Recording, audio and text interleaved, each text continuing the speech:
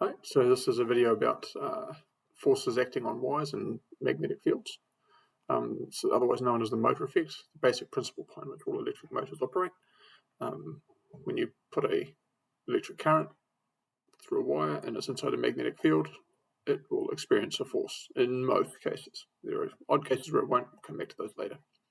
So let's start with talking about why there's a force.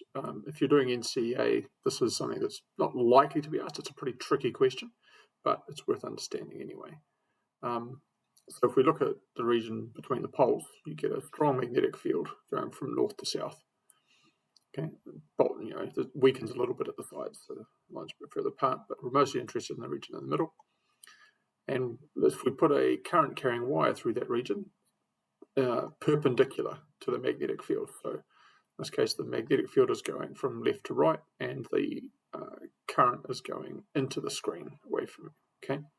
Now, just to simplify the diagram for a minute, I'm just going to take that magnetic field away, just so we can look at the wire.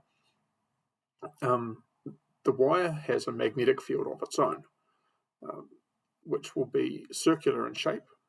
And if you use the right-hand rule, it will be going in a clockwise direction. So that's your right-hand rule with your thumb pointing into the screen, fingers curl around in a clockwise direction, giving the direction of the magnetic field. Okay, so the wire has its own magnetic field, but remember, we've got two magnetic fields there. We've also got the magnetic field of the magnet.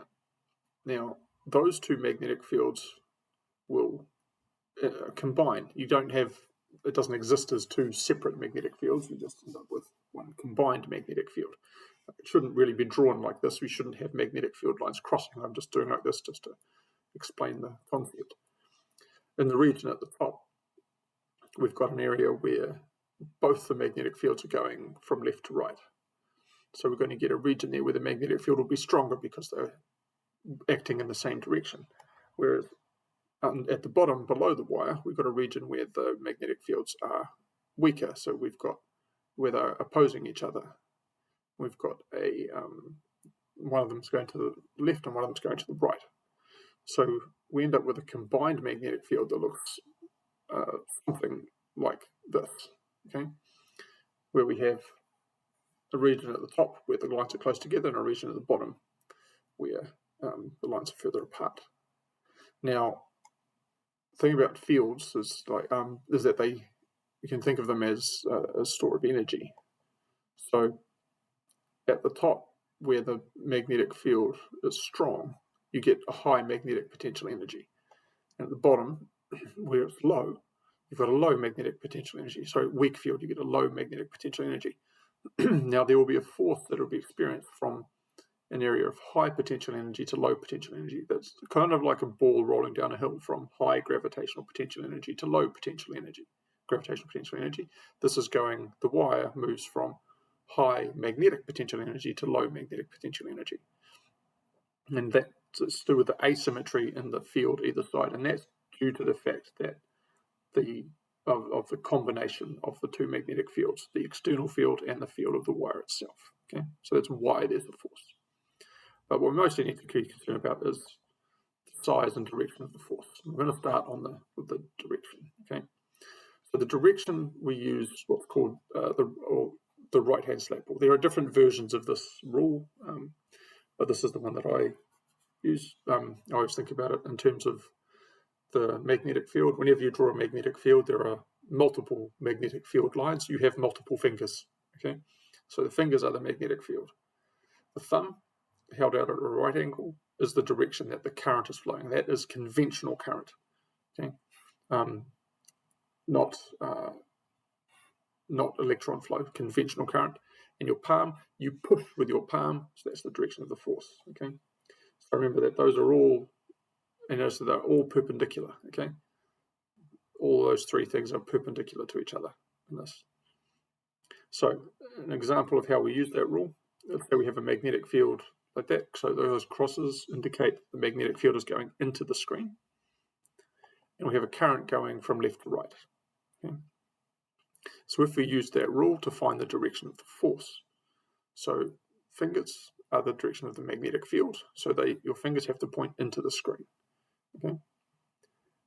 then your thumb represents the current. So keeping your fingers pointing in the same direction, so fingers still pointing towards the screen. If you turn your hand around so that your thumb is pointing to the right, the direction the current's going, your palm should be facing up, okay?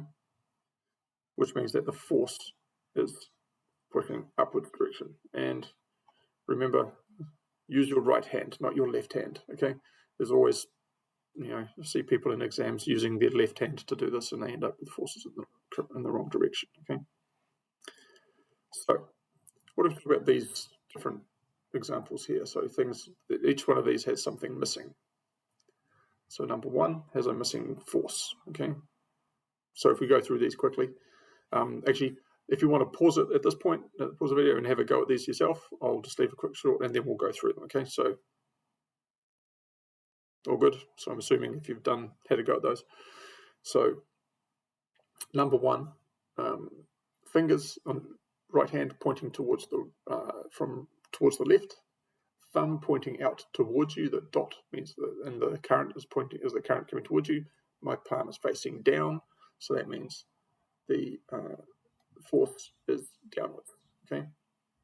Number two, we've got the current and the force, but no magnetic field. So if we look at that one, I've got my thumb has to point downwards, and my palm has to face towards the left. It's a kind of an awkward one to do, but if I do that, my fingers are pointing towards me. Okay, that means the magnetic field is coming towards me, which we draw as the field of dots. Okay. The third one, we've got the magnetic field and the force, but not the current. So the magnetic field is upwards, so my fingers have to point up, and the force is to the right. So my thumb has to point to the right. So I'm keeping my fingers pointing upwards. Turn my hand around so that my thumb points to the right. My palm is facing towards me. That means the current, sorry, got that wrong. Fingers pointing upwards, palm facing to the right. So that's the force, so that's what you push with. Okay. Thumb points into the screen. So that means the current is going away from me into the screen. Fourth one, we're missing a magnetic field again. So palm facing down, thumb facing to the right. I've got my fingers pointing towards me if I do that. So the magnetic field is out of the page. 5 seems a little bit tricky at first, but actually when you think about it, it's actually not. Okay, the fact that the current is drawn on a diagonal there is actually irrelevant because it's still perpendicular to the magnetic field. Okay, the magnetic field is going into the screen, which means that any line that I drew on the screen would be at right angles to that. So I just use the right hand rule, except my thumb is on an angle, so my fingers are pointing into the screen, and my thumb is up at like a 45-degree angle up towards the top right-hand corner, the direction the current's going. My palm is facing up towards the top left corner.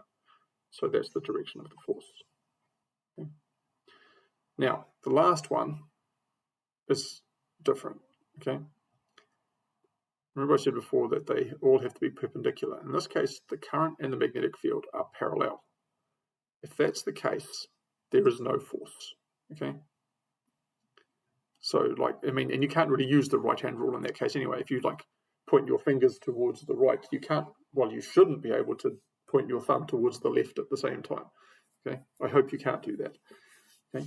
So, but the important thing there is if the magnetic field and the current are parallel, there is no force. Okay. So that's how we find the direction of the magnetic field, is using the right-hand rule. Find the size of the force. We need to think about the things that actually affect it. Okay. So the size of the force on the wire depend on a few things. First of all, the strength of the magnetic field. Okay, there's one. The current that's going through the magnetic field, and also the length of the wire that is inside the field. Any wire that is outside the field, so off to the left and the right, doesn't matter. It's only the wire that is inside the magnetic field that's actually going to affect the force. Also, we're assuming in these, we're simplifying it down to like a simple case where we've got a magnetic field that is 0 outside of that region and is completely uniform across that region. That's not really realistic. it would kind of be like gradually get stronger as you came into it and gradually weaken as you went out of it, but we're just assuming it goes from nothing to full strength straight away and then from full strength to nothing on the other side.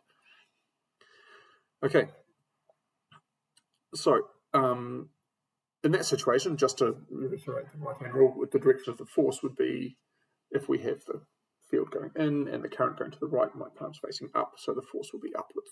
Okay. Now, how could we increase the size of that force? There's a few things we could do. First thing we could do would be to increase the strength of the magnetic field. Okay, so if we strengthen the magnetic field, more crosses in there, that's going to increase the size of the force. Okay, that's one thing we can do. We could increase the current. If we increase the current, we're going to increase the force even more. Okay, and the third thing we could do, we could increase the length.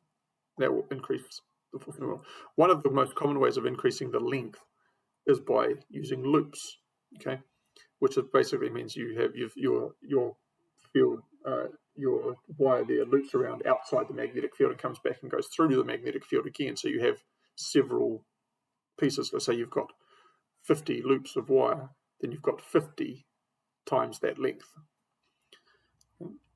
Now, those are the factors that affect the force: the magnetic field strength, the current, and the length. And we can find the strength of the force just by multiplying those together. So if you take the magnetic field strength in Tesla and multiply that by the current in amps and multiply that by the length of the wire inside the field in meters, you get the strength of the magnetic force in newtons. Okay, and also to come back to the point again, that formula only applies when the magnetic field, the current, and the force are all perpendicular. Okay, if the magnetic field and the current are parallel, the force is zero. All right, so some examples. So this, the current carrying wire passes through a magnetic field like this. Okay, calculate the size and direction of the force on the wire. So we've got a 580 millitesla field, 0.58 Tesla. We've got a 4.5 amp current, and we've got a wire that is 0.32 meters long, but the field is only 0.26 meters long. Okay. Now, first of all, the direction of the force, if we use the right-hand rule, fingers pointing into the screen, thumb pointing upwards, my palm is facing towards the left. So there is a force towards the left. So that's the direction of the force. The size of the force we can find using F equals BIL, or F equals Bill, we usually just call it. Okay. So we've got the magnetic field strength and the current. We just need to make sure we use the right length, because there's two values stated there. Remember, it's the length of the wire that is inside the magnetic field that matters. Okay. So any length above and below the magnetic field there doesn't matter. It's only it's basically the length of the field that matters in this case. So it's 0.26 meters. Okay. So if we put those numbers in, 580 times 10 to the negative 3, because it's millitesla, times 4.5 times 0.26 gives us this force of 0.68 newtons. Okay. Another example, a current carrying wire entirely within a magnetic field experiences the force as shown. Okay. So calculate the size and direction of the magnetic field.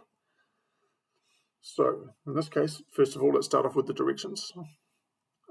We've got palm facing downwards, because that's the direction of the force, and thumb has to point towards the right, because that's the direction of the current. In that case, my fingers are pointed towards me, so the magnetic field is out of the screen towards me. Okay, so that's the direction. Now we need to find the strength of the field. So we can use the same formula except rearranged, okay, to find B equals F over IL. And in this case, all of those values are already in the standard units that we like to use. So we just plug the numbers in as they are and calculate that we get 0.51 Tesla. Okay. So to summarize, the force is exerted because there is the combination of external magnetic field and the magnetic field around the current causes an asymmetric magnetic field where it's stronger on one side than the other. So the wire will move towards the area of low magnetic field strength, because that's when there's low potential energy at that point. We can find the direction of the force using the right-hand rule. Okay, where the fingers are the magnetic field, the palm is the force, and the thumb is the direction of the current. And you remember to use your right hand, and that's when the magnetic field strength and current are perpendicular. And we can find the strength of the force using F equals Bill, okay? And note that that formula only applies when B and I are perpendicular. If B and I are parallel, there is no force. All right, I hope that helps.